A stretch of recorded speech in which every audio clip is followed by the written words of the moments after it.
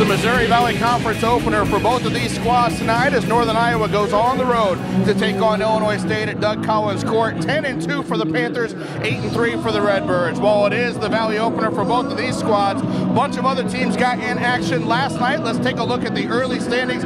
Wichita State on top after handing Bradley their worst Valley loss in Peoria ever. Drake, meanwhile, pulls an upset at Indiana State. Missouri State does the same at Creighton. The other four teams get going this evening. We bring you in here now to Doug Collins Court at Redbird Arena.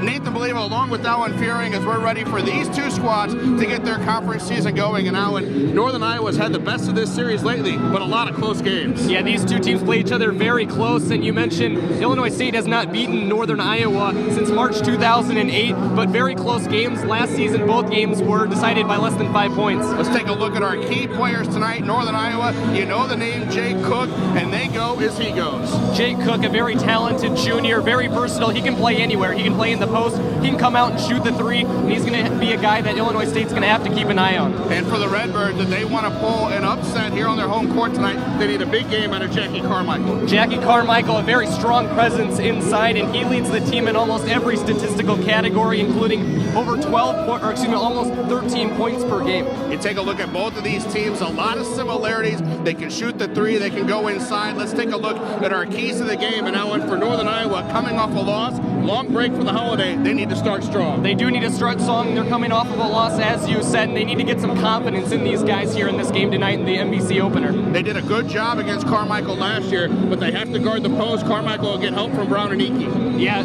Carmichael underneath, they're going to have to keep an eye on him as he's going to be a big key to this game, as we just said. They have to limit his shots, especially the good ones that he gets, the high percentage shots. And for Illinois State here at home, break time, not a lot of students. They need to be patient on offense. Yeah, definitely. They have to get good shots in this game. They can't just be settling for mediocre shots, and they have to get those high quality shots if they want to be successful. First Valley game for both of these teams, but for Illinois State, a lot of first Valley games, period. They need strong leadership tonight. Yeah, definitely. These freshmen, everything is at a higher level in the Missouri Valley Conference. The intensity is higher. The freshmen are going to learn that, but they need the senior leadership here in this first game. 5 of the last 7 between these two teams decided by 5 points or less. We expect a big one tonight. We'll be back with the opening tip from the starting lineups right after this, your Missouri Valley Conference Game of the Week on MC22. Johnny Hill driving in, shot a dunk, he dunks it right over the Panthers. What a move. A 65-61 win for Illinois State as they defend their home court against the Panthers from Northern Iowa. We take a look at the stats for tonight's contest, and now an ISU dominating at the field goal percentage and winning the advantage on the rebounds as well. The difference of this game, the shooting on the floor for the Redbirds over 51%, also the three-point shooting at 50%. UNI just 2 for 2 from the free throw line.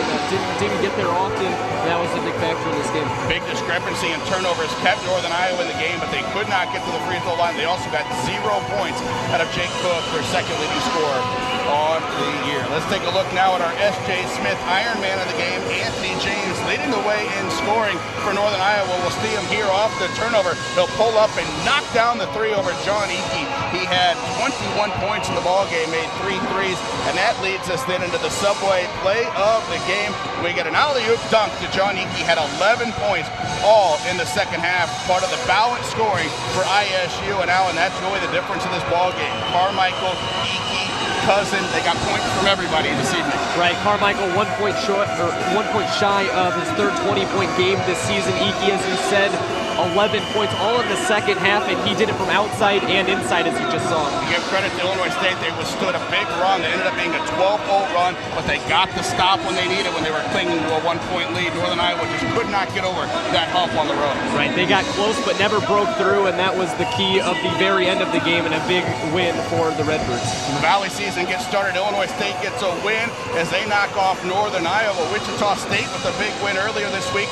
They're the only favorite from the preseason poll who grabs a win the first time around. That's going to do it tonight from Doug Collins Court at Redbird Arena. Our next TV game, we switch to the Missouri Valley Women. Bradley will host this Illinois State Redbird as they get ready to keep Valley play going on the women's side. That'll do it from here tonight. We thank you for joining us. Have a happy new year for Alan Fearing and our entire great MC22 crew. I'm Nathan Believo. Have a great night.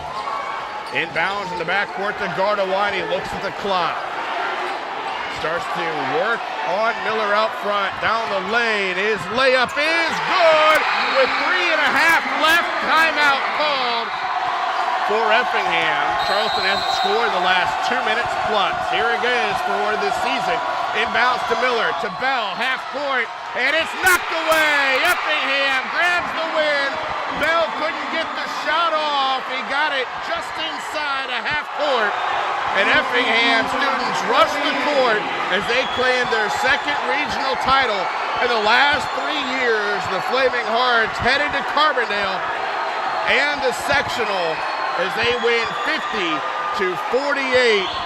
Now he'll try a three from the wing and got it. One of the leading three-point shooters in Central Illinois. He runs hard. You have to love a guy who's going to play the game hard like that. Here's McIntosh from the corner, nothing but net. What a rainbow three. Look out now, those guys are starting to hit those shots. You can't leave them open anymore. There's the answer by Trevor McIntosh. Talk about not leaving a guy open. He's 3 for 4 from three-point range. Into the free throw line. They've not gotten a lot in the paint today. Here's McIntosh, that high arcing three, and it's in again.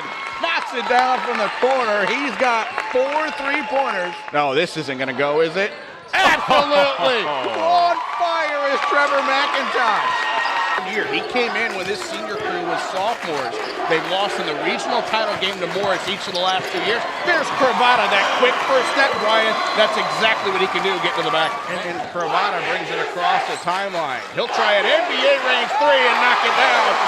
Cravata, crossover of his own onto the left side. He'll try a three. Got it! 5 3-pointers in the first half. Cravata went and grabbed it into the front court. He'll try a long three again. Good. Missed his last three-pointer, top of the key.